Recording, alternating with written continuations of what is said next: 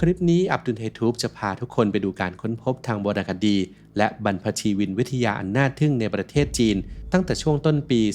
2024 ไม่ว่าจะเป็นการขุดพบเมืองโบราณและหลุมฝังศพชนชั้นสูงอายุหลายพันปีที่เผยให้เห็นประวัติศาสตร์อันเก่าแก่และวัฒนธรรมอันรุ่มรวยหรือการค้นพบทางพันธุกรรมที่เผยให้เห็นรูปลักษณ์ที่แท้จริงของจักรพรรดิจีนโบราณไปจนถึงซากฟอสซิลอายุนับร้อยล้านปีของฟองน้ำและสัตว์ขาปล้องดึกดำบรรพ์ที่จะช่วยไขปริศนาวิวัฒนาการของสิ่งมีชีวิตในอดีตการไปติดตามกันได้ใน 5 การค้นพบล่าสุดในจีนย้อนอดีตไปได้ไกลเกินกว่าที่คิดครับ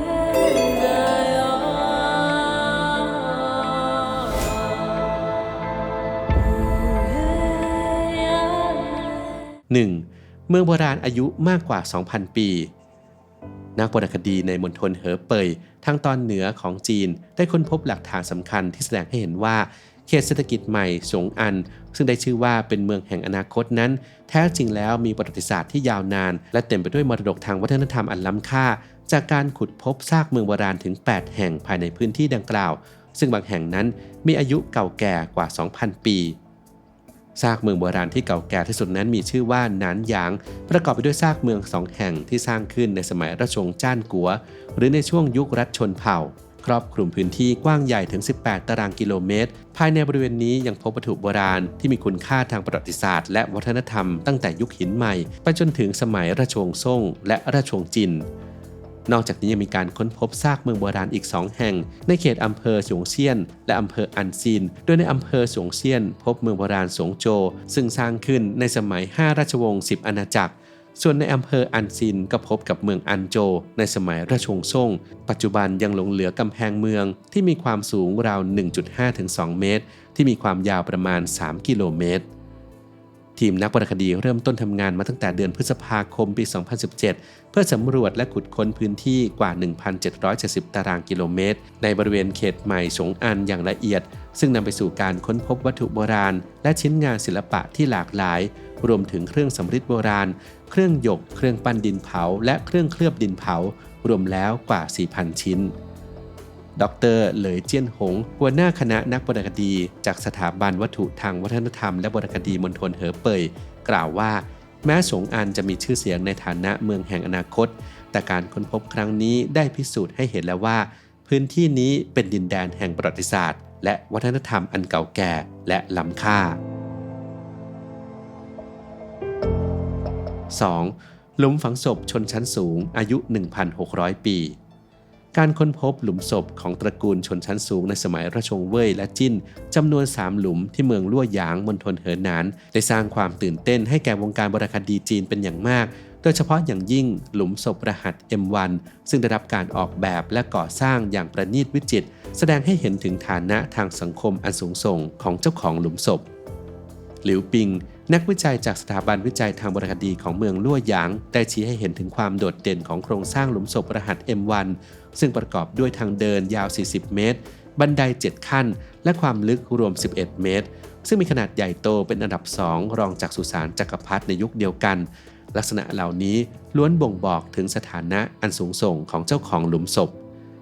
ภายในหลุมศพยังพบโบราณวัตถุมากกว่า 200 ชิ้นหลากหลายประเภทไม่ว่าจะเป็นเครื่องปั้นดินเผาเครื่องเคลือบเครื่องสำริดเครื่องกระดูกเครื่องหยกทองคำและเหรียญกระสาบโบราณซึ่งเป็นหลักฐานสำคัญในการศึกษาประเพณีการฝังศพในสมัยราชวงศ์เว่ยและจิ้นนอกจากนี้เครื่องเขินทำจากงาช้างที่พบในหลุมศพรหัส M1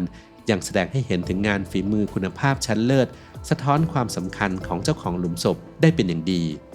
อย่างไรก็ตามตัวตนที่แท้จริงของเจ้าของหลุมศพยังคงเป็นปริศนาอยู่เนื่องจากเศษซากศิลาจารึกที่พบมีเพียงการบันทึกข้อมูลชื่อของผู้ติดตามแต่ว่าไม่พบชื่อและเรื่องราวของตัวเจ้าของหลุมศพเองจึงเป็นโจทย์ที่น่าสนใจสำหรับนักโบราณคดีที่จะได้ศึกษาค้นคว้าต่อไปเพื่อไขความลับของหลุมศพอันทรงคุณค่าแห่งนี้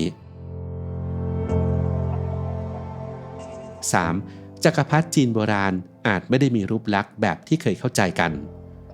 การค้นพบทางพันธุกรรมจากการศึกษาร่างกายของอีหวนยงจักรพรรดิแห่งราชวงศ์โจวเหนือซึ่งเป็นชนชาติเซียนเปยที่มีต้นกำเนิดจากที่ราบสูงมองโกเลียได้สร้างความประหลาดใจให้แก่นักวิชาการเป็นอย่างมาก ทีมวิจัยนำโดยดร.เหวินเฉาซิงจากมหาวิทยาลัยฟูตันในนครเซี่ยงไฮ้ใช้เวลานานถึง 6 ปีในการศึกษา DNA จากซากศพของอุ๋ยเหวินยงเพื่อค้นหาความจริงเกี่ยวกับลักษณะทางกายภาพของพระองค์ภาพจำลองใบหน้าที่สร้างขึ้นจากการวิเคราะห์ข้อมูลพันธุกรรมเผยให้เห็นว่าอุ๋ยเหวินยงมีเส้นผมสีดำผิวสีเหลืองและในตาสีน้ำตาลซึ่งเป็นลักษณะทั่วไปของผู้คนในเอเชียตะวันออกและตะวันออกเฉียงเหนือไม่ได้แปลกแตกต่างไปจากชาวฮั่นอย่างที่หลายคนเคยจินตนาการไว้เกี่ยวกับชนเผ่าเซียนเปยนอกจากนี้ผลการศึกษายังชี้ให้เห็นความสัมพันธ์ทางพันธุกรรมที่ใกล้ชิดระหว่างอุ๋ยเหวินยงกับชนเผ่าอื่นๆในอดีตเช่นชนเผ่าเร่ร่อนชี่ตันกลุ่มชาติพันธุ์เฮยซุยโม่เหอรวมไปถึงประชากรชาวตาว่อและมองโกเลียในปัจจุบันซึ่งแสดงถึงความหลากหลายทางพันธุกรรมในกลุ่มชาติพันธุ์เซียนเปยโบราณอันเป็นผลมาจากการผสมผสานกับชนเผ่าอื่นๆในภูมิภาคนักวิจัยยังตั้งข้อสังเกตว่าอุ๋ยเหวินยงอาจเสียชีวิตจากพิษสารหนูเรื้อรังจากการเสวยยาอายุวัฒนะเป็นเวลานานซึ่งมีส่วนผสมของสารหนูเพราะคนโบราณเชื่อว่าสามารถทำให้อายุยืนได้โดยรวมแล้วการศึกษาร่างกายของจักรพรรดิผู้นี้ถือเป็นก้าวสำคัญที่ช่วยให้เข้าใจการบูรณาการทางชาติพันธุ์ระหว่างชาวฮั่นซึ่งเป็นประชากรส่วนใหญ่กับชนกลุ่มน้อยทางภาคเหนือในประวัติศาสตร์ของจีนอีกทั้งยังเป็นความก้าวหน้าทางวิทยาศาสตร์ที่แสดงให้เห็นถึงศักยภาพในการศึกษาวรรณคดีจากข้อมูลพันธุกรรมซึ่งจีนมีหลักฐานอยู่เป็นจำนวนมากที่ยังรอการศึกษาเพิ่มเติมต่อไป 4. ฟอสซิลฟองน้ำอายุ 540 ล้านปีการค้นพบฟอสซิลฟองน้ำขนาดใหญ่อายุราว 540 ล้านปีในมณฑลหูหนานถือเป็นการค้นพบครั้งสำคัญของวงการบรรพชีวินวิทยาในจีนฟอสซิลดังกล่าวมาจากยุคแคมเบรียนตอนต้นซึ่งเป็นยุคที่การค้นพบฟอสซิลในสภาพสมบูรณ์เช่นนี้เป็นเรื่องหายากการค้นพบนี้จึงมีคุณค่าอย่างยิ่งในการศึกษาวิวัฒนาการของสิ่งมีชีวิตในยุคบรรพกาลฟอสซิลฟองน้ำโบราณนี้มีขนาดใหญ่ถึง 3.5 คูณ 4 เซนติเมตรและอยู่ในสภาพที่สมบูรณ์อย่างน่าทึ่งโดยเฉพาะโครงสร้างภายในที่ประกอบไปด้วยขวากแก้วซึ่งมีซิลิก้าเป็นส่วนประกอบหลักและเป็นโครงร่างที่สร้างขึ้นด้วยเส้นใยโปรตีนจำนวนมากซึ่งทำหน้าที่ค้ำจุนรูปร่างของฟองน้ำและยังคงเห็นได้อย่างชัดเจนและประณีตบ่งบอกถึงสภาพแวดล้อมที่เหมาะสมต่อการอนุรักษ์ซากสิ่งมีชีวิตในอดีตในโถงกวงฮุยนักวิจัยจากพิพิธภัณฑ์ธรณีวิทยาหูหนานชี้ให้เห็นถึงความสำคัญของการค้นพบในครั้งนี้ว่าสะท้อนให้เห็นสภาพมหาสมุทรเมื่อ 540 ล้านปีก่อนที่อุดมสมบูรณ์ไปด้วยแพลงก์ตอนซึ่งเป็นผู้ผลิตขั้นต้นจนสามารถเลี้ยงฟองน้ำขนาดใหญ่เช่นนี้ได้และยังอาจมีสิ่งมีชีวิตอื่นๆอีกมากมายที่อาศัยอยู่ในยุคเดียวกันซึ่งรอให้นักวิทยาศาสตร์ไปค้นพบเพื่อสำรวจในอนาคตในฐานะสิ่งมีชีวิตหลายเซลล์ชนิดแรกๆบนโลกฟองน้ำเริ่มปรากฏตัวในมหาสมุทรเมื่อราว 600 ล้านปีก่อนโดยใช้ชีวิตเกาะติดกับพื้นทะเลและกรองเอาอาหารมากินจากน้ำทะเลที่ไหลผ่านการศึกษาซากฟอสซิลเหล่านี้จะช่วยให้เราเข้าใจภาพรวมของสภาพแวดล้อมและระบบนิเวศในมหาสมุทรยุคโบราณได้ดียิ่งขึ้นก่อนที่สิ่งมีชีวิตที่ซับซ้อนกว่าจะค่อยๆวิวัฒนาการตามมาในภายหลัง 5. ซากดึกดำบรรพ์อายุ 500 ล้านปีการค้นพบซากฟอสซิลจำนวนมากในมณฑลยูนนานของจีนเมื่อไม่นานมานี้นับเป็นข่าวใหญ่ในแวดวงบรรพชีวินวิทยาโดยฟอสซิลดังกล่าวถูกพบในบริเวณจุดก่อสร้างในพื้นที่บริการริมทางด่วนท้องถิ่นและตามการตรวจสอบเบื้องต้นของคณะผู้เชี่ยวชาญพบว่านี่เป็นฟอสซิลของสัตว์ขาปล้องหลากหลายสายพันธุ์ที่มีอายุย้อนไปราว 500 ล้านปีในยุคแคมเบรียน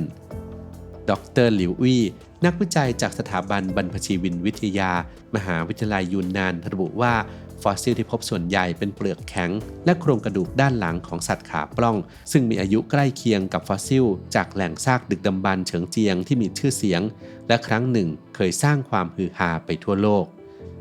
เพื่อป้องกันไม่ให้มีการรบกวนซากฟอสซิลหน่วยงานของรัฐที่เกี่ยวข้องไม่ว่าจะเป็นสำนักทรัพยากรธรรมชาติสำนักวัฒนธรรมและการท่องเที่ยวและสำนักป่าไม้และทุ่งหญ้าในเขตหมาหลงได้ออกคำสั่งระงับการก่อสร้างทั้งหมดเป็นการชั่วคราวรวมถึงห้ามบุคคลภายนอกเข้าไปขุดค้นโดยพละการ